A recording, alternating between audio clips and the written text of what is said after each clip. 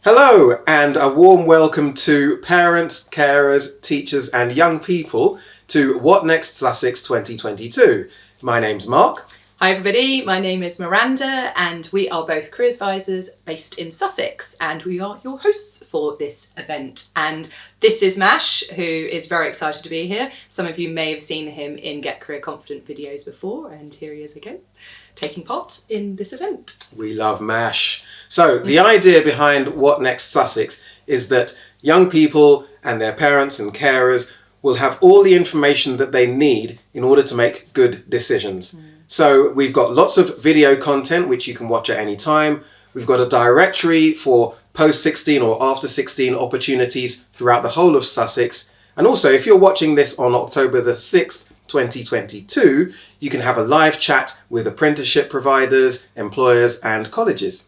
Yes, and this video is a really integral part of What Next Sussex, as it's going to cover all of the key information that young people and their parents and carers need in order to make good decisions about their futures. So hopefully by the end of watching this, you'll feel really informed about helping your child. And also if they're watching too, they're going to feel excited and hopefully inspired about their next steps. Yeah, and as parents and carers, our experience of careers is likely to be very different to our young people. So I think the key thing is for young people is really to be flexible and adaptable when it comes to thinking about their future. And I think it's one of the things hopefully we'll come across watching this video is how important it is to talk to your children about the broad range of possibilities that are out there in the world. You can, for example, watch some of our C2B videos, which are on Get Career Confident, which showcase people working in Sussex and help just demonstrate the wide range. I mean, it's an incredible amount of different things that you can do here and, of course, abroad and across the world. Yeah, and I think one of the most important things that we can do as parents and carers is just really to talk to our young people about the future, not telling them what you think they should do, but just exploring the options with them, finding out what they really want to do, and just really seeing, just exploring all of their options really, and then maybe just talk to them about, what your friends or other family members are doing, just to really give them an idea about what possible careers are out there. So this video is a really key part of What Next Sussex because it covers all of the information that a young person and their parents and carers will need to help make good choices for their futures. So hopefully by the end of it, you're going to feel really informed about supporting your child in their next steps, and they will hopefully feel really confident and excited about their next steps as well. So this video is more aimed at parents and carers, so it has slightly different content to the afternoon session aimed at young people.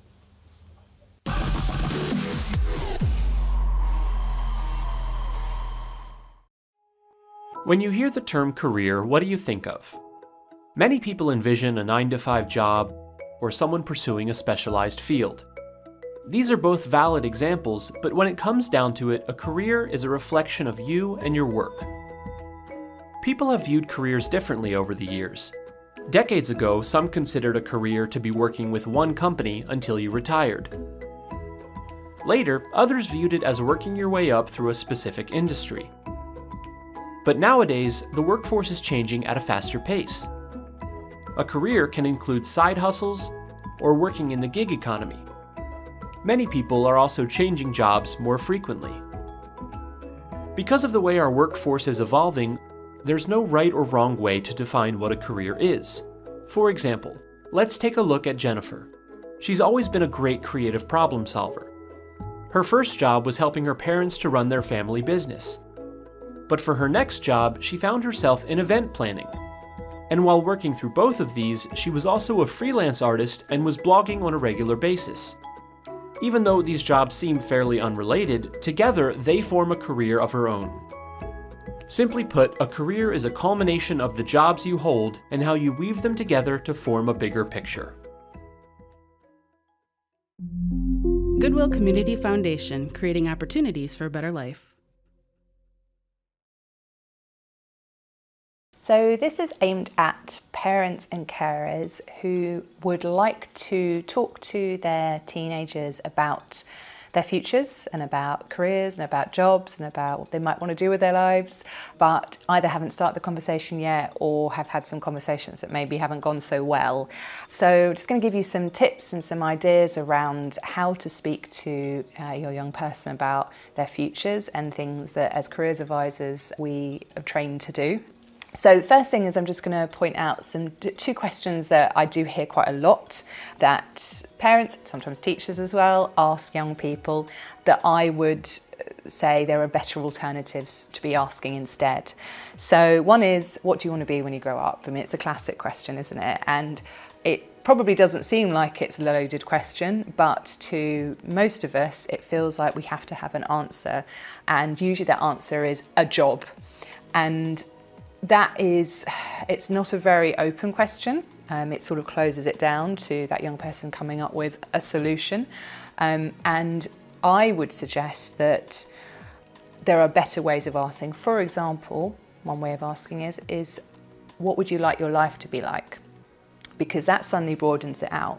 It doesn't mean they have to come up with a job solution, but rather that maybe they would like their life to be really exciting, or they would like their life to be quite calm, or they'd like their life to be in nature, or to allow them to be in lots of different countries, or they'd like their life to be a bit more solitary, or with lots of other people, or filled with animals, or whatever it is.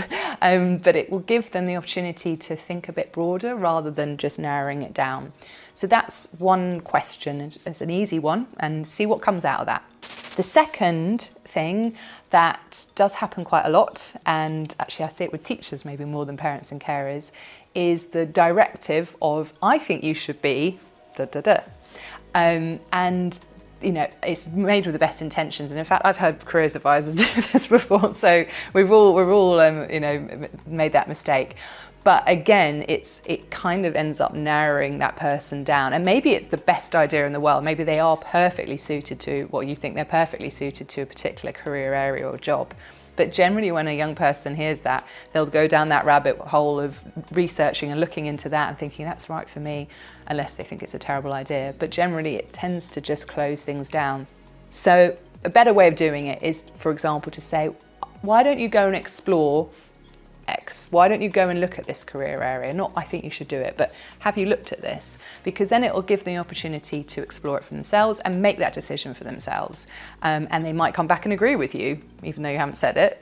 Or they might go, God, that looks awful. But if you've kind of suggested it, that's already given them kind of a validation that may or may not be helpful for them in reality. So just tweaking the way you ask things or say things can make a massive difference, and it doesn't give them any pressure to answer or to agree with you.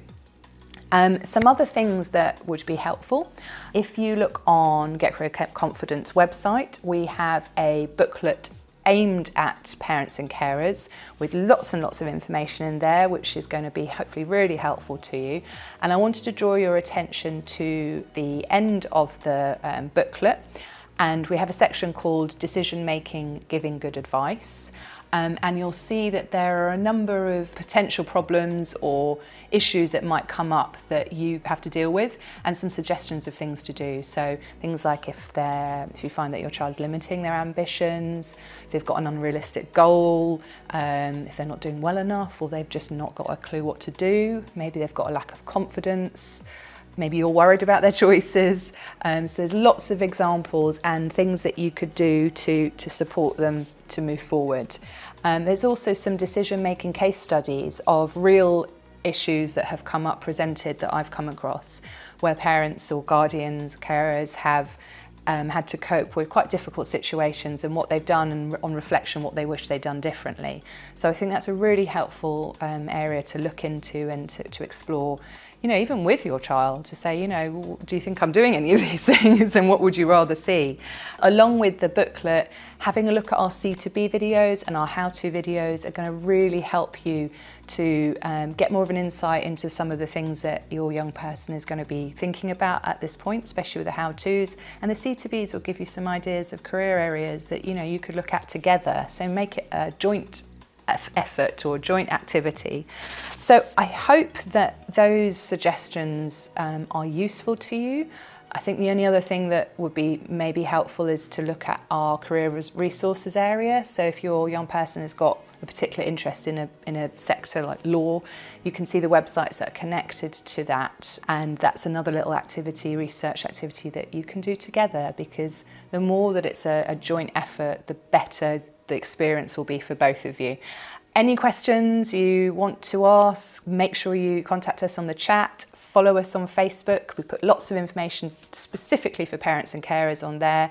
And yeah, get involved with your school's Career Share campaign. Take care. Bye.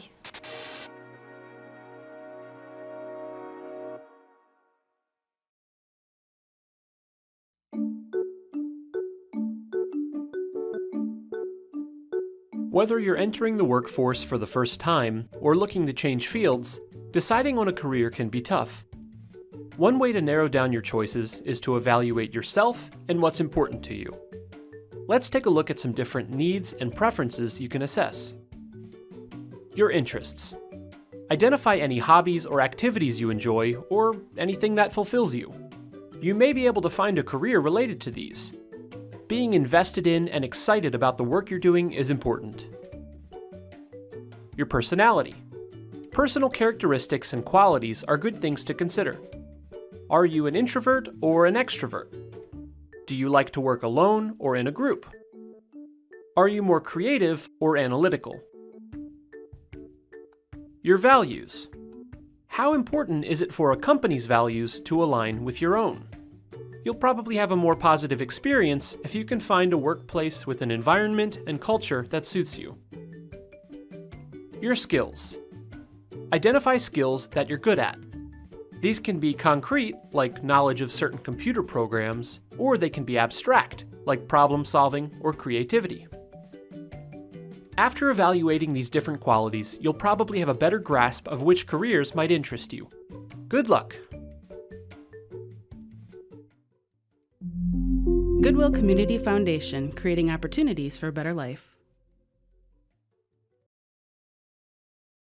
Making decisions about post-16 choices. It's hard figuring out what to do after your GCSEs. The decisions you make can impact the qualifications you study, even the jobs you can do. Think about the decisions you're making, and to help you out, here are our top tips. Do research into how people get jobs or careers you're interested in. Find out if there's something you need to do to get where you want to go in the future. Don't worry if you don't know what you want to do.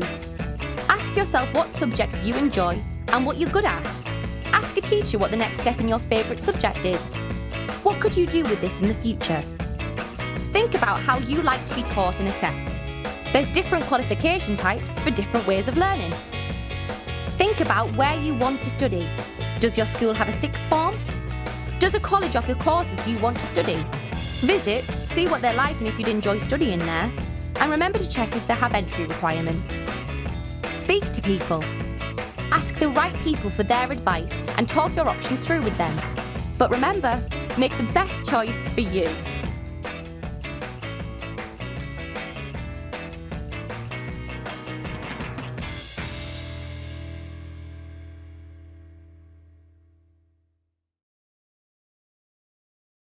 It's really interesting that these days a career can consist of lots of different jobs all woven together, and I think that's, can be really exciting for a young person, but also potentially a little bit confusing because they think, what am I going to do next? But the idea that there's one path, there's many paths are possible, I think is something that's really good to help young people recognise. Definitely, yeah.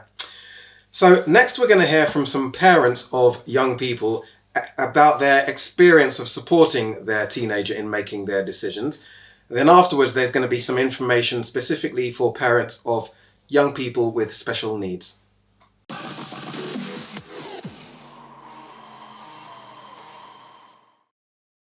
I'm Jenny, and I've got two daughters, one who's 19 and is currently an apprentice, and the other one is 16, got her GCSE results this summer and has just started her A-levels. Hello, I'm Vanda, and I'm mom of 17-year-old student who is just in his second year of A-levels.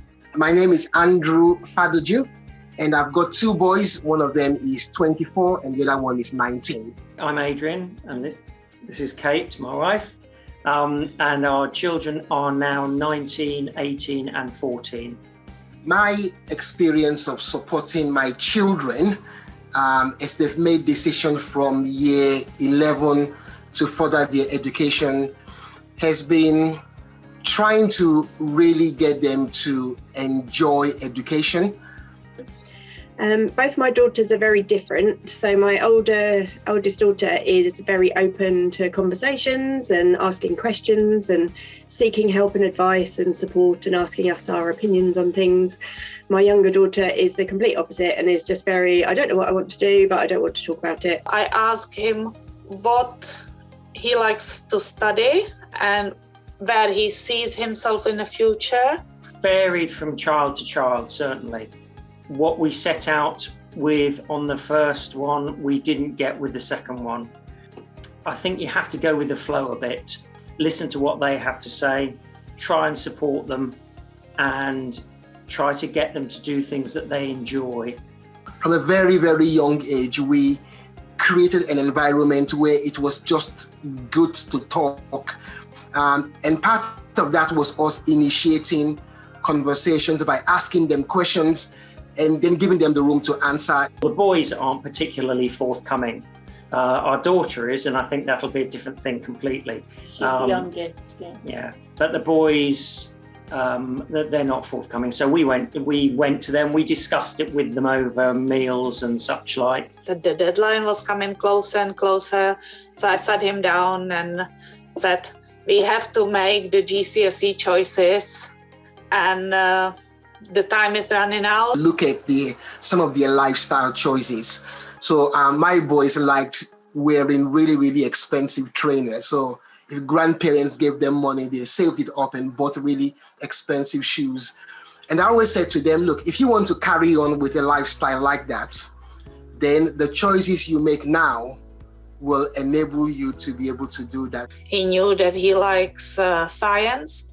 So we visit the college and chat to the teachers and chat to the students and see in the scientific labs. The older son, who is studying law, very, very capable at law, and we thought, yep, that's fine. And yet, I would say the second son is probably doing something that is more appropriate to him in that he's doing esports and he loves his gaming, and it's right up his street. Yeah, I definitely feel like our oldest daughter's made the best steps for her. She was adamant she wasn't going to university, but when she found out about civil engineering, she was really keen, and she was really keen to get an apprenticeship. So she did actually work really hard, like I say, through COVID, making network connections. And for my younger daughter, she chose to do English literature, photography and drama. And I think for her, they're perfect. It's a perfect mix of academic subjects, but practical work as well. We did something where we were asking our son to choose which college he would go to if he went to Oxford. He just didn't know where to begin, whereas to us it was straightforward that you'd maybe do a spreadsheet and you'd pick 5 things that were important to you, whether it was self-catering, whether it was the age of the college, whether it was modern or not, things like this. And then you just do ticks, and that way you could rule some of them out. But he didn't have a clue where to start because that's not something he'd ever done before. Just to realize earlier how hard the A-levels will be, that maybe he would put a little bit more input on the beginning of the learning, and as well just understanding how short the A-level study is. I think the keys to finding out, especially if your child is saying that they've got no idea what they want to do, is about engaging that passion. So whether it's something creative or a sport or a particular curriculum subject, it's not about forcing them down that route, but it's about encouraging them to explore. So, for example, one of the resources is the Facebook page specifically for parents that Get Career Confident have got. So I'd really advise you to get on there and like the page and follow their posts. They also have an Instagram page for students, so they can follow and get up-to-date information. A great way to access careers advice and information through that portal as well. just don't go in expecting there's a formula somewhere, although they're not showing it to you. Somebody's got a process that every child will go through. It is different with every child. The only advice which I could give is try to find something what your child likes, but as well something what is a future. I would say one advice I would give is to really support your children and to help them see the value of education.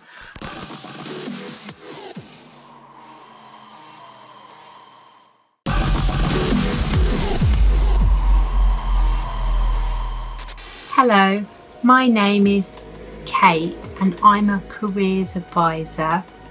I'm discussing future options and support. When looking at your future options, it can be helpful to think about the things that you're interested in and that you enjoy, and how these can link into your future career ideas and aspirations.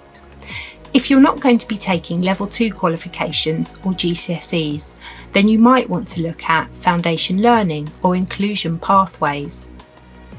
You could also look at work skills or employability courses. These can help to build up your skills and qualifications, and then you could move on to options such as further education courses, supported internships, pre-apprenticeship programs and traineeships, voluntary work and supported employment, as well as looking at options through the local offer. If you're going to be taking level 2 or GCSE qualifications, then you could look at different pathways, including academic, work-based or vocational options, which are offered at different levels. These could then lead on to further college courses, higher education and university, apprenticeships, employment and self-employment as well. There are a wide range of post-16 providers across the local area, both big and small, who are well equipped to provide support to young people with special educational needs and disabilities. They are also able to continue to provide the support that you've had at school. To find out more about the different options and providers, please have a look at the Send section on the What's Next Sussex directory on Get Career Confident.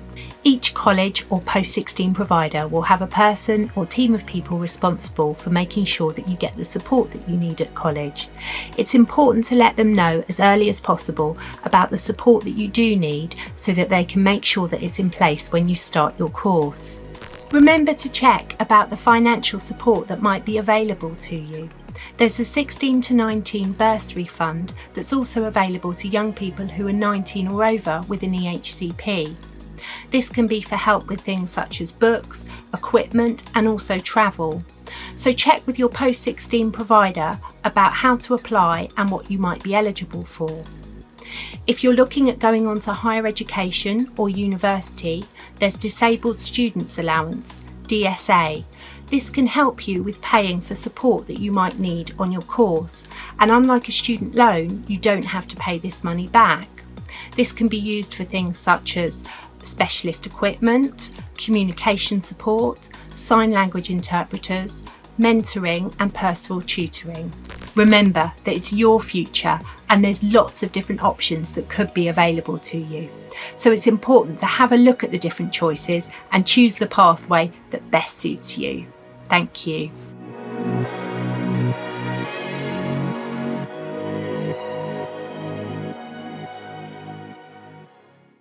So hopefully that has been reassuring for all the parents and carers and young people that are watching this at the moment. Especially for parents and carers, for you to hear from others who have already gone through the process and have come out the other side in one piece, and maybe you've got some tips that would support you, and maybe also for young people watching, hearing from other parents and carers to see, their experiences might help you better understand some of the conversations you're having with your own parents. So yeah, that's I think that's really helpful to get that kind of perspective. Yeah.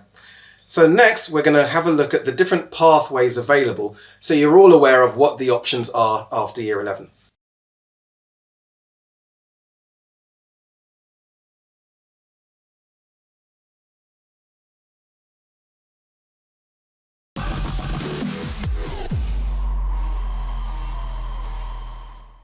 Young people are asked to make important decisions about their future over the course of their education. At each of these milestones, there are many pathways available, some obvious, some less so. As parents, we can encourage them to consider certain questions to help identify all the options. They should be guided by their interests and passions, but also should know that their passions might change, so any plans they make should be flexible. It can feel that these choices are critical and that getting them right or wrong will define their future. As parents, it's important that we help them see the bigger picture in a way that isn't too overwhelming or scary. Remember, their career is made up of a lifetime of choices and opportunities. Every choice opens up a new door, even if we can't see it right now. Take Your Place has a range of resources to help support you and your young person to understand the different pathways and maybe help you see some you didn't know existed. Visit the Take Your Place website to explore different pathways and help your young person find their future.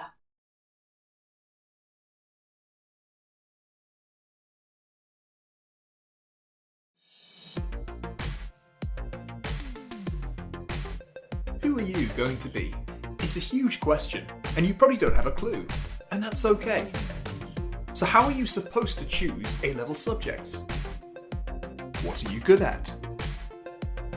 A-levels can be a lot tougher than GCSEs, and teachers will expect a high level of independent work. Think about the subjects you're studying now. Which ones are you predicted to get the best grades in? Which are you best at? Picking your subjects strategically means you stand the greatest chance of getting the results you need to make it onto your next step, whatever this might be. Choose facilitating subjects. Facilitating subjects are a handful of A-level subjects you'll often see in university entry requirements. These are subjects like biology, English, geography, history, maths, or modern languages. Think of them as the core subjects you're used to studying now. Choosing some of these subjects means that, even if right now you have no idea what to study at university, you're keeping your options open. What do you enjoy? Whichever subjects you choose, you'll be immersed in them for the next 2 years, and it's difficult to do well in a subject that you're not interested in. Do some research before you choose to make sure you find the modules interesting, and that you enjoy using the skills you'll need to succeed. Are you planning to do a degree? Certain university courses need specific A-levels. If you already know what you'd like to study at university, or you have a rough idea, look up which subjects it needs and make these a priority. Do you have a career in mind? If you already know what you want to be, you're a step further ahead than most people. If you already know what you want to do after school or college, look for subjects that will help you get there. And that's it. Whatever subjects you choose, and whatever you do after school or college, there is an adventure waiting for you, and it's never too late to start planning for it.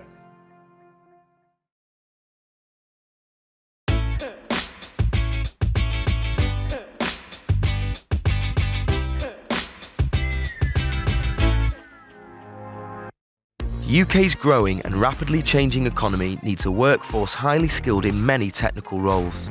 T-levels are new, 2-year technical study programmes designed with employers to give young people the skills businesses and industry need. Alongside apprenticeships and A-levels, T-levels will be a new, exciting option for students to study after GCSEs.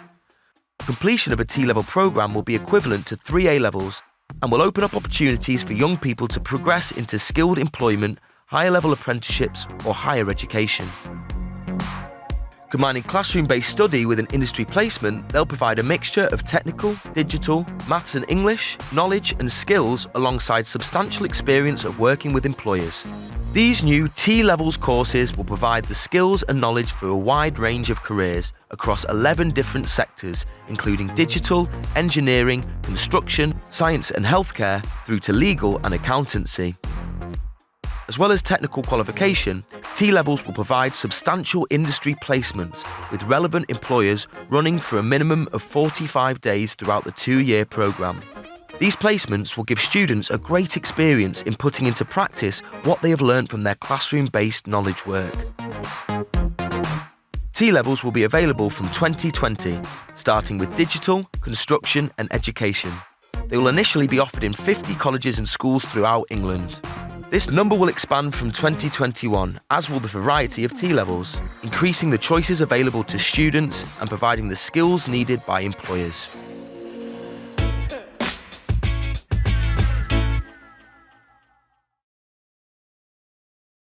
Apprentices are all around us,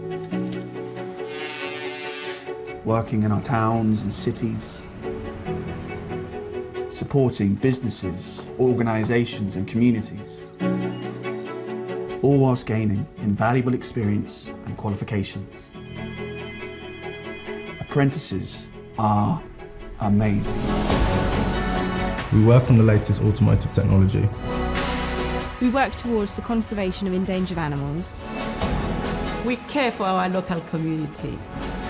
We build the places you care about. We cut and style your hair. We fight fires, we respond to emergencies, and we save lives. We produce your TV shows. We support scientists doing groundbreaking research. We install electrical infrastructure. We promote and market your businesses. We manufacture your favourite products. And make sure they are the best they can be. We even work in Parliament.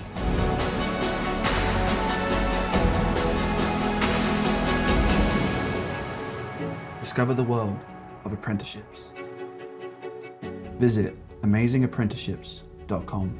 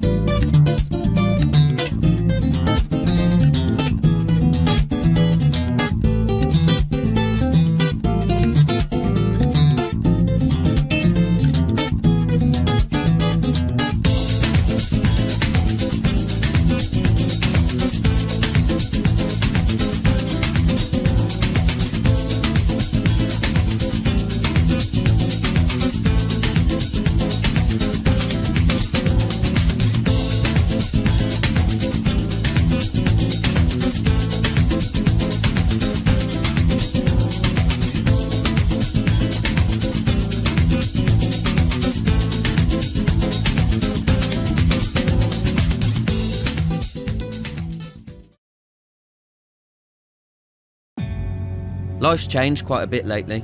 It seems that student loan spending on sharp-fitting suits may have paid off. I guess learning something really did pay off. More than one person must have been as pleased with my responses as I was. Learning something just earned me better earnings. I got the job. And I'm the first family member to go to university, so now our family albums are building again with smartphone stills of proud family outings. Me and the uni lot all out in the forecourt after the official service, dressed to the nines in our smartest clothing. We just graduated, me with a 2-1 in engineering. It's something me and my family never anticipated. I thought people like me could never make it. See, at school, I always shied away from anything academically related. Essays were always handed in late and short by at least a page. To be fair though, Mum always said she'd support me whatever I ended up doing. albeit after half an hour of going mad about another after-school detention, missed deadline, or report saying that I just lacked attention. See, my attention was engine biased, cultivated through hours of tinkering in the garage with Grandad, who said he dreamed of being a pilot, but he'd been too short-sighted. I owe a lot to the time I told that to Miss Whitehead. If it wasn't for her, I wouldn't have ended up doing all those all-nighters, the mix of caffeinated nerves and adrenaline-fueled excitement, the will I or won't I, the fear of an uncompleted assignment, and then the moment the results get put online. I remember the first day after the first freshers' night out, the chats in the kitchen where friendships were carved out. I remember dreading my first lecture. 2 weeks later, and I was amazed by the facts that the lecturer kept presenting. I remember being down at Riley's with the lads. I showed them all my university acceptance letter. Kimbo was telling us he'd finally registered for an apprenticeship as a lecky, while Thompson was stressing about being picked on as that new kid in the garage. See, Miss Whitehead had asked what I was into. I said Need for Speed and Midnight Club 3. In reply, she handed me a university open day leaflet. It wasn't until about 3 weeks later in the park, a plane flew over and something in my brain sparked. I searched around my bag and found the crumpled leaflet, opened it and began to read it. It was then that I decided to start dreaming, decided to make my future brighter. It was then that I really decided to aim higher.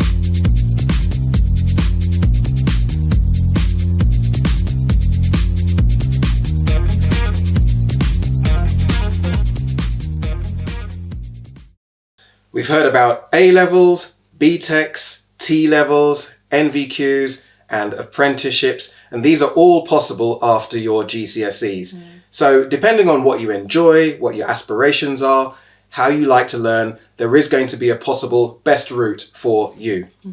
Just to mention as well that if you're thinking that you might not get all of your GCSEs or you might not pass maths and English, there is still going to be an option for you.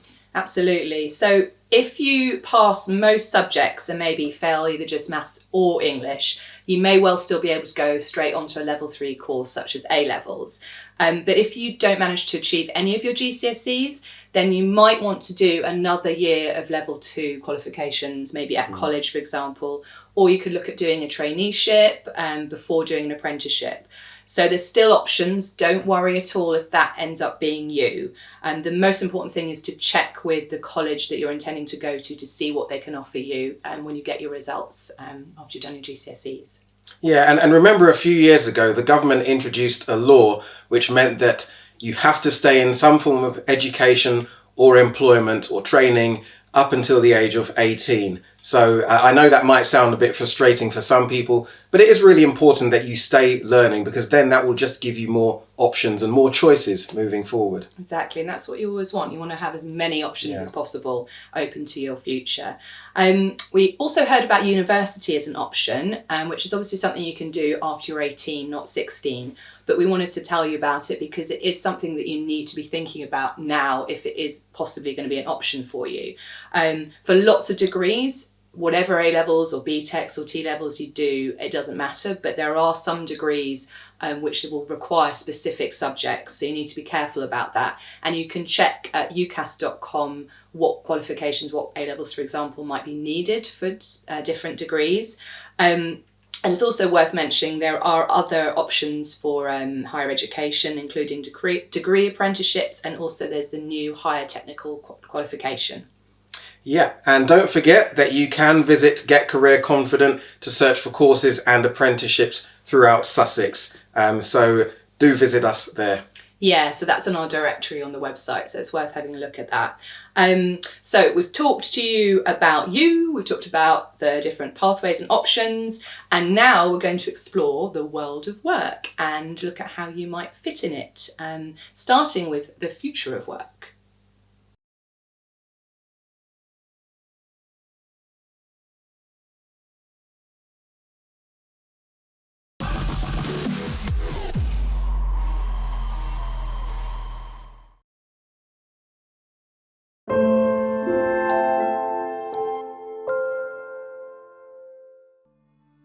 We are in the midst of massive transformation from a worker perspective. If you look at the impact of automation, of robotics, of artificial intelligence, of machine learning, they are today having an impact on people's jobs. So we've tried in the Workforce of the Future study to position 4 alternative options of what work might look like.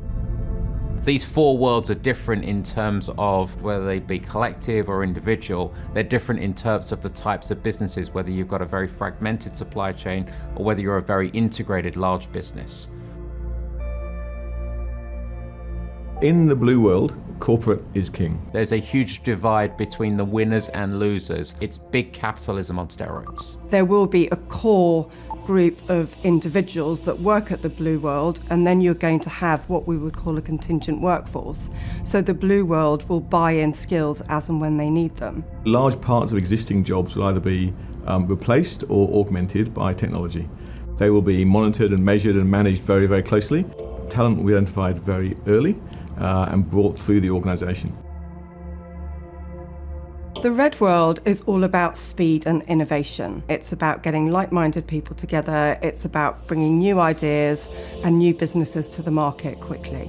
There's a need for nimble, adaptive talent that will go in and work on new products and be comfortable with pivoting onto the next opportunity. The red world is about things being developed and launched very quickly. Technology will obviously help to do that by connecting people wherever they are in the world to make sure that the best ideas and the best brains can be used whenever they need to be used. The prime focus in a green world is all about society and corporate responsibility. Workforces are attracted to that organisation because they believe in its mission. The technology that's used in the green world is used in a way to make sure that there's minimal impact on the environment and those around them, and that technology is used to enhance the scarce resources that those organisations have. In the yellow world, humans come first, and humanness is hugely valued. These are small organizations. They are thinking about social responsibility and fairness, but it's small, and it comes back to the artisans, the makers, the guild economy, a set of professional, like-minded people coming together to execute their craft. They won't be strongly affiliated with a particular employer. They won't be tied into 9 to 5. They won't be tied into 5 days a week. Technology in the yellow world really enables people with ideas or aspirations, or somebody that wants to start their own business. It enables them to come in to that world at a much lower barrier to entry. If anyone tells you they know how this is going to play out over a 5 or 10 year horizon, then I wouldn't believe them. No one should be trying to have a fixed plan beyond about 6 months. If the world of work does become more green, or if it becomes much more red, how does my business today react? For existing workers, the key is flexibility and adaptability. So people need to think of themselves not as the job that they do, but the bundle of skills that they have. People need to think much more about lifelong learning. How do they stop and start and retrain at different points of their life to be able to contribute in different ways? The reality is the future's here today, and organisations need to start thinking about what that future looks like for them. Machine learning in particular and artificial intelligence will help us do a much better job of workforce planning in the future. You can't sit back and wait for the future of work to happen. You have to plan for it today.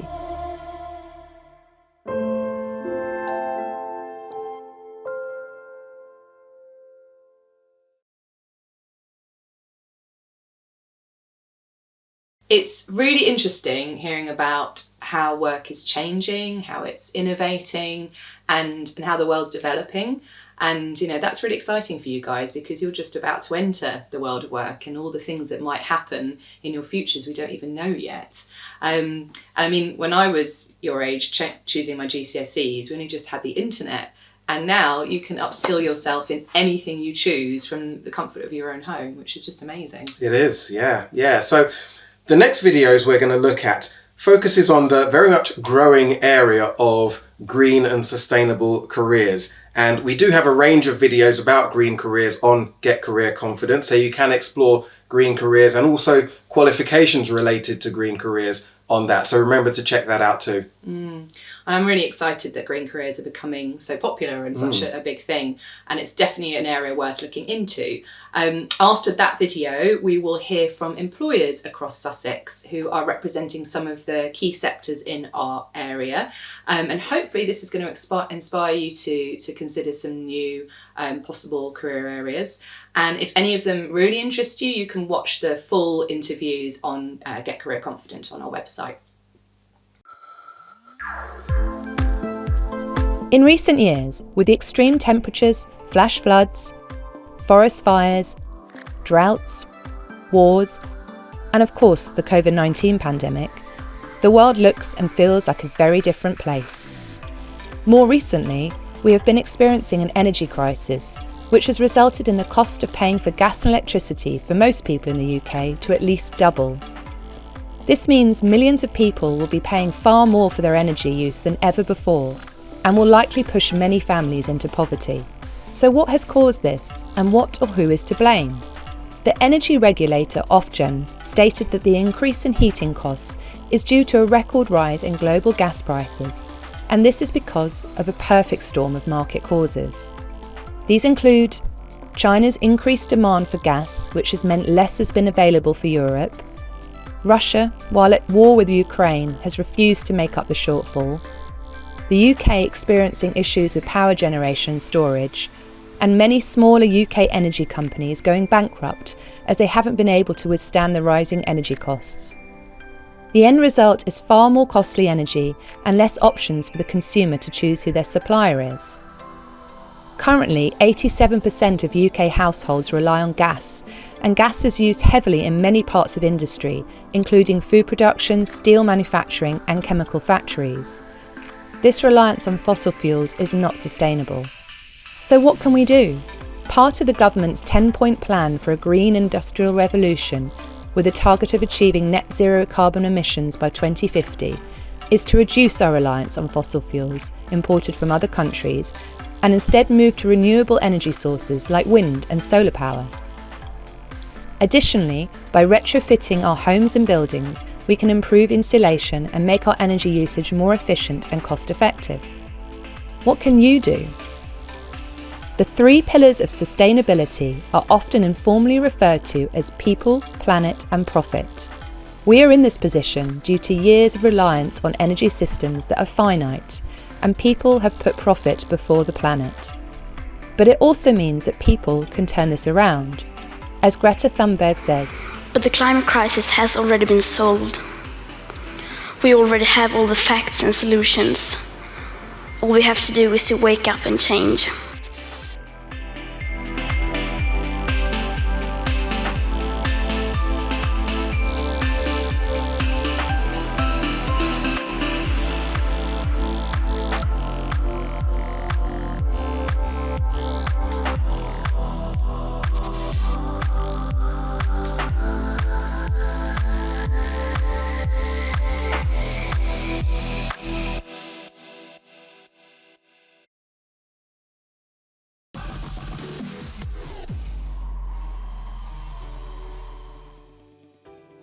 Hi, I'm Neil Simpson. I'm currently the Operations Manager for Metal Tech Precision Engineering. I'm Natasha Ahmed. I'm the Customer Account Manager for Gatwick and Stansted Airport Consolidation and Recycling. I'm Simon Pringle. I'm the CEO of Red River, which is a software company based in Horsham, West Sussex. Hi, I'm Sarah Venn. I'm a circuit judge and I work in Kent, Surrey and Sussex in the county courts. Hi, I'm Georgia Mallinson and I'm Head of Wine Tourism here at Rathfinny Wine Estate. My name is Antonio Souza and I work for East Sussex County Council as a social worker for the Adult Social Care, Mental Health and Substance Misuse team. I am one of the directors. Hawes Construction Group is a building contractor, and we carry out building works in residential and commercial properties. So software engineering, so at its most fundamental level, it's writing computer codes to, say, create an app, create a website, a web platform. The courts are where people come to when they have an argument and they can't agree what should happen. And basically the judge is the decider. And they have to decide who is right and who is wrong and what the law says. So essentially we are a wine producer. We are a large vineyard, but alongside that we have a hospitality industry which provides a restaurant, accommodation, tours and tastings and a shop. We manage the logistics of deliveries going into the airport for all of the stores. We are a subcontract manufacturing company. We make components that we don't own, so people come to us and we make their vision.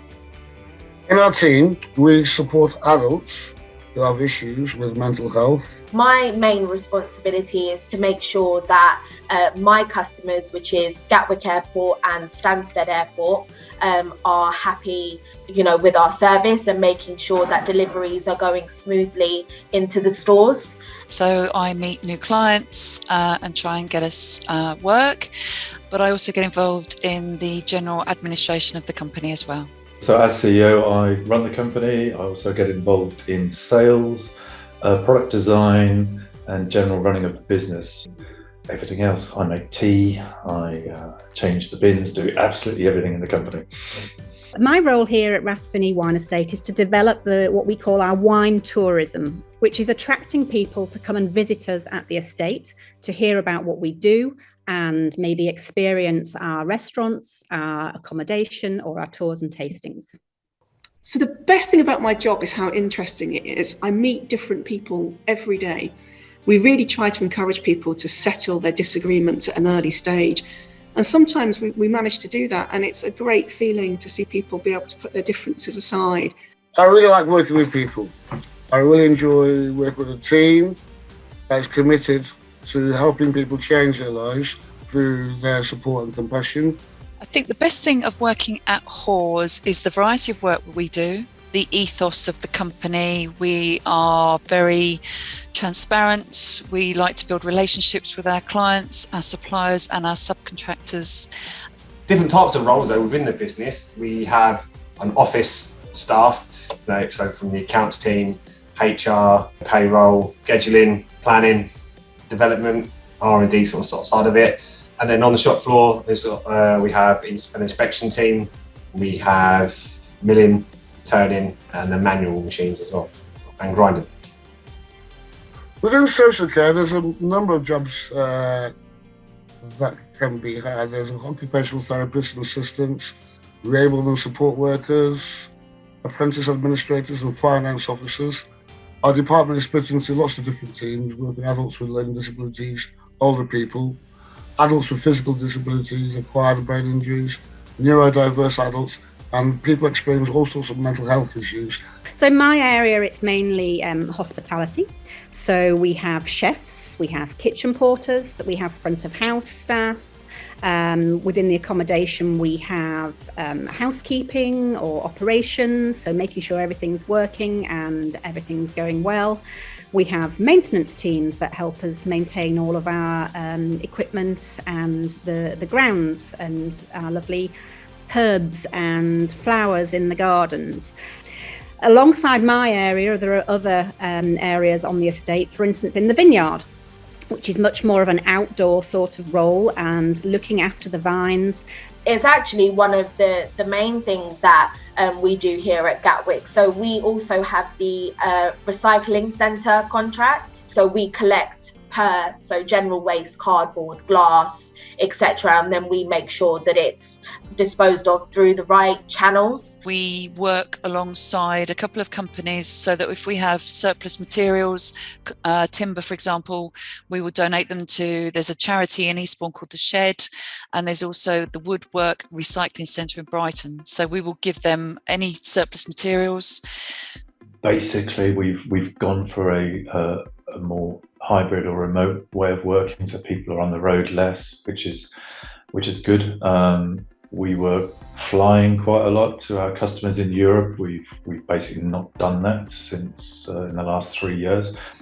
So we have the apprentice route, which we take on every June, July time, and then that's a 3 to 4 year apprenticeship and become a machinist, CNC machinist. We also have what we class as an off the street program, where they come in at the junior level as a trainee.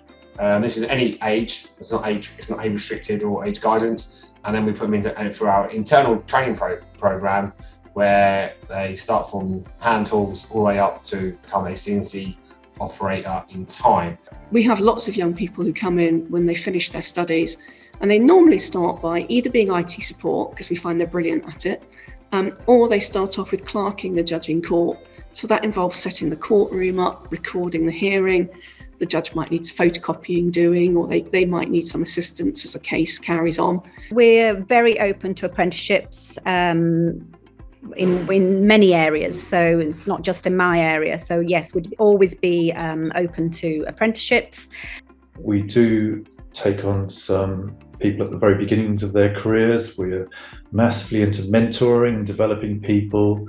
Some of the people that we call senior are still very young in our organisation, because we spent a lot of time looking after them, helping them grow, finding out what they want. The good thing about construction is the skills are transferable. So even if you join as a trade, you can then go across and you could then become an estimator or a surveyor or a site manager. Because historically, most of the site managers I worked with were trade backgrounds. And I think that's the beauty of construction, is it is still a job for life. So yeah, I think I wish I had more confidence in myself then. I suppose that the main thing I wish I'd known is that actually I would love being a judge, because I'd never even thought about being a judge. And it was only somebody who's persuaded me to do it that I did it, and I wish I'd known more about it, because I might have tried to do it a bit younger had I known, because I love it. It's a brilliant job. Is just try lots of different things. And actually I did have that sort of approach. So you don't necessarily need to know what you want to do at 16, because what you start off doing might not be what you end up doing.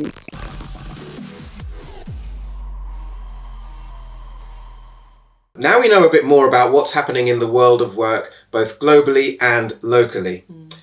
The future can feel daunting, but it can be exciting as well.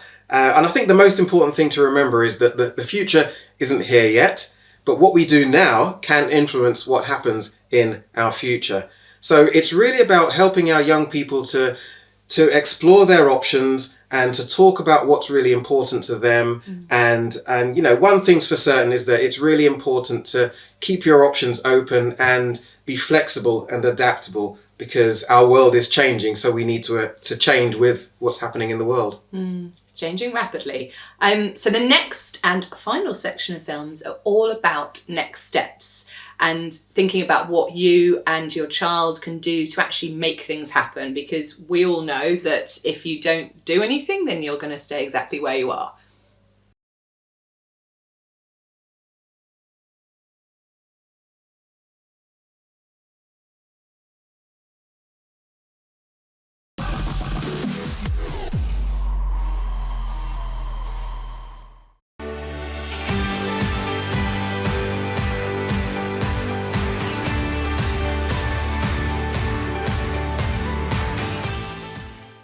Welcome to the World Skills UK Goal Setting Workshop. My name is Peter Bakari. I am a performance and wellbeing coach for World Skills UK and also Olympic athlete from the 2012 Games. And today I want to talk to you about goal setting. Now, it's something that we all go through and experience. It doesn't matter if the goal comes to us or it's something that we want to try and attain ourselves. Goals are always there. I mean, I want to talk to you a little bit about my Olympic background and the kind of experiences I went to try and get there. Whenever we want to try and achieve a goal, we have to come out of our comfort zone. That's the only way that the magic happens outside of this. But usually when we're asked to come out of our comfort zone, what do we say? No, it's natural. I mean, that's not where my comfort lies. But why do we say no? I started volleyball when I was 18 years old. Now, I played basketball all the way up to that. Volleyball was completely new to me. It all started when I was at college, and my basketball coach was also a volleyball coach. And he said to me one day, "Peter?" I said, "Yes, coach." He said, "I want you to try out volleyball." I said, "Volleyball?" He said, "Volleyball." Now, the way I learned how volleyball is, as soon as the ball hits the ground on your side, it's a point to the other team. So when I first started, I tried digging it. The ball would hit me, hit the ground, point to the other team. I try again. I tried digging it. Hit me, hit the ground, point to the other team. I was getting frustrated, so I tried one more time. I tried digging it, hit me, hit the ground, point to the other team. So I said to my coach, nope, nope, nope, nope, nope, nope, nope, nope. I don't want to play anymore. And he said, why? I said, 1, people keep on laughing at me every time I make a mistake. 2, I don't think I'm going to get any better. 3, I can't. He said to me, "Peter, whenever you ever hear yourself saying I can't, you add one more word." I said, "What's that?" He said, "Yet." I can't yet. Just think about it. Whenever you try something new, of course you can't do it. That's why it's called something new. So yet means time, yet means practice, yet means belief. And with that, you know what? I thought, okay then. I took my first step and I started playing volleyball. And now I had this dream of trying to make the Olympic Games. Now this was a goal that was all the way up there. You know, I've just started off and the games were in 4.5 years. I thought to myself, how in the world am I gonna try and make it? So when you're starting with your goals, remember, it's a marathon. Break it down into small steps every single time and make sure that your goal is SMART. Something that is specific, measurable, attainable, realistic, and there's a time, there's a deadline to it. Anytime you ever hear yourself saying I can't, just add that one last word, yet. I hope you've enjoyed this goal setting workshop and I really hope that you achieve your goals. I'm Peter Bakari from World Skills UK and good luck, guys.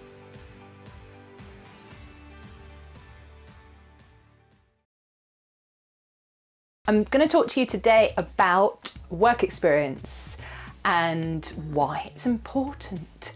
So basically, getting some work experience is probably one of the most, if not the most, important thing you can do to help to make good decisions about what you want to do with your future. And the reason is threefold. Firstly, it helps you reality check ideas that you might have had since you were a child, or maybe something that's just popped into your head in the last month or so. because quite often people who have had thoughts about what they might want to do when they're older, when they actually go and try it out, it makes a really big difference to their opinion of whether or not it's something they want to do. So you might find that actually seeing what the world of work is like and what that particular job is really like makes you go, I don't want to do this. Or it might make you even more certain you want to do it. But it's really important to find that out. And in some career areas, not having work experience actually means that you will really struggle to get onto your next step. So for example, if you want to get into medicine, it's a requirement to apply to medicine at university that you've had quite a bit of work experience. So it's really crucial. So reality checking, first thing, building your skills. So that means those transferable skills we talk about sometimes, the general skills that you can apply to all sorts of different types of work. It's really crucial because you'll learn that in your work experience, but also it will give you some specific skills related to that type of work. So, you know, building your experience, building your knowledge about what that job is like is helpful for you going forward if you want to carry on in that career or in any other career. And the last thing is it helps you to create and make contacts and to hopefully keep those up. And what I mean by contacts are people that will help you with your future. So it might be that if your work experience goes well, they might give you a Saturday job or give you your first job in that industry. And you know, I always say to people, keep in contact with anyone that you got on well with at your work experience, because you never know when they might be able to help you as you get older. So 3 really good reasons to do work experience.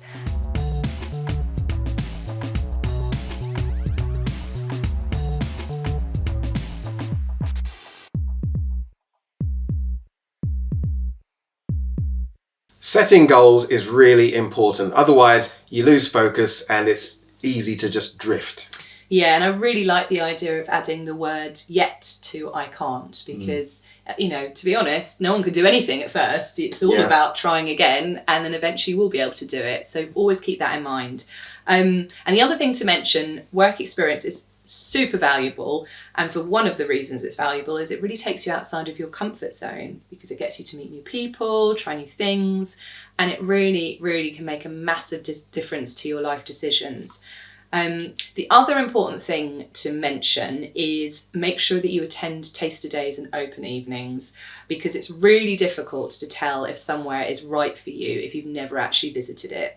So make sure you do that, and most of them will be happening throughout either the summer or the autumn term as we are in now.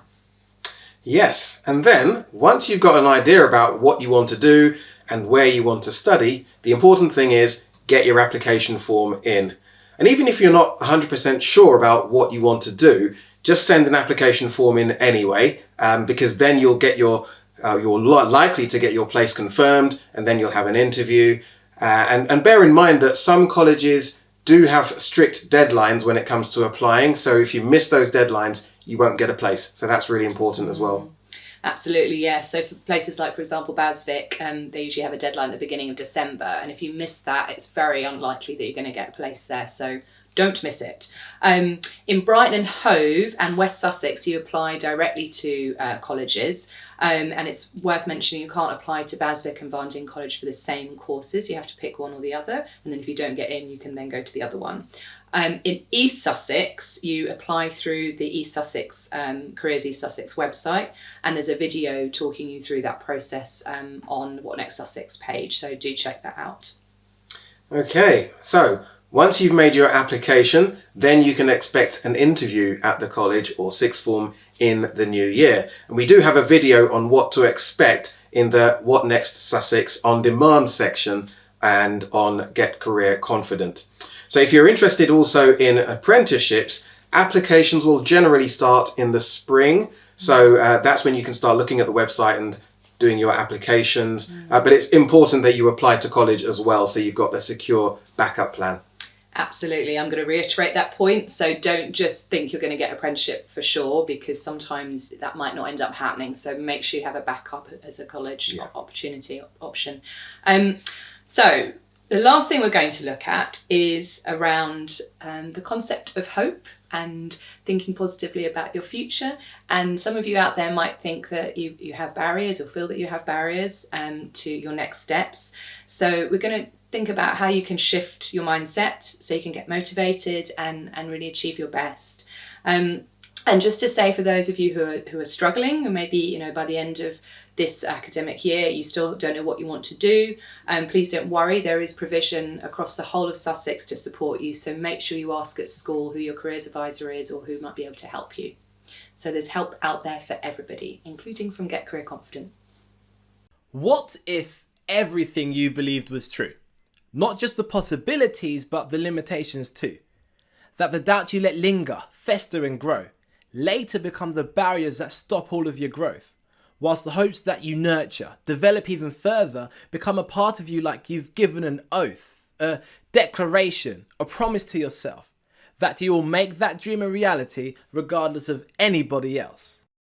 To believe. To think that something is true, correct, or real. Meaning that what you believe will control how you feel. And then that feeling controls everything you do. The tiny decisions that you make and the bigger ones too. So in essence, your beliefs determine your reality. So surely it would be the definition of insanity to not take time to choose what you believe. I mean literally choose. If we're saying our beliefs control our mind and what our mind believes is true, and you could believe in anything, why not choose to believe in you? The ability to believe, a gift and a curse. An internal race to see which side will get to you first. The gift of belief that allows you to try, take challenges step by step until you learn how to fly, versus the curse of belief, or belief of a curse. A belief that it won't go well, so you expect the worst. What if everything we believed was true? And belief wasn't about actual proof, but more about you. A tiny seed actually has the audacity to believe it will one day become a mighty tree. Despite all evidence, past experiences, and what some would argue is common sense.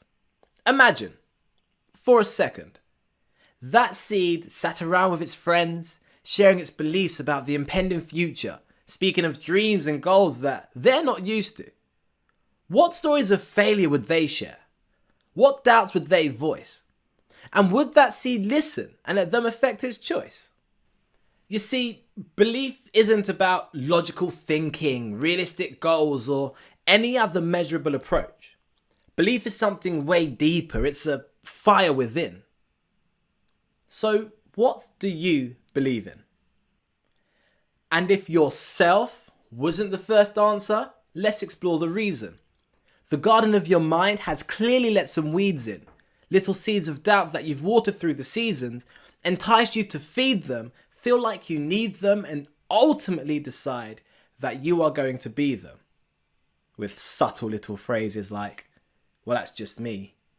I'm not that good. I always mess it up. And if you're not careful, you'll believe them. So why don't you delete them? Remove these phrases and beliefs from your repertoire, promising never to repeat them. Dig up negative beliefs, take some time to sit and recede them. Because if we're saying our beliefs control our mind, and what our mind believes is true, and you could believe in anything, why not choose to believe in you?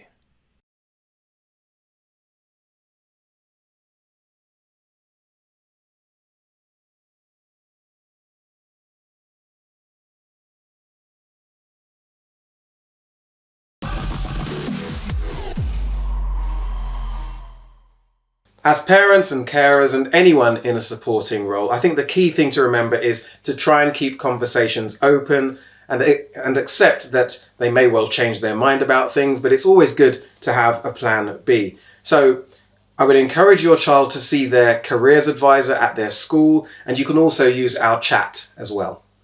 Yeah, and try and encourage your child to think beyond the careers that they might be familiar with, because most of the time we find that young people maybe have 5 jobs they've ever heard of. So, to try and get them to branch out beyond that. Make sure they do their applications. And like Mark said, if you've got any questions, please do use our chat, because we're always happy to answer you. Definitely. So keep exploring Get Career Confident, the What Next Sussex content, and our booklet aimed at parents and carers. The directory and all the rest of the website, including the live chat and also our Facebook page, especially for parents and carers. Parents and carers may also be interested in Career Share, where you can help your child's school with their career activities. So check out Career Share on our website as well. Yeah, definitely. It's a really great initiative. Thank you so much for joining us. We've had a great time. We have indeed. We hope you have as well, and we hope you're feeling in a better position to support your child with whatever they go on to do. And yeah, have fun exploring. You know, this is a really exciting point in their lives, and hopefully yours as well. And take care. Bye. Bye then.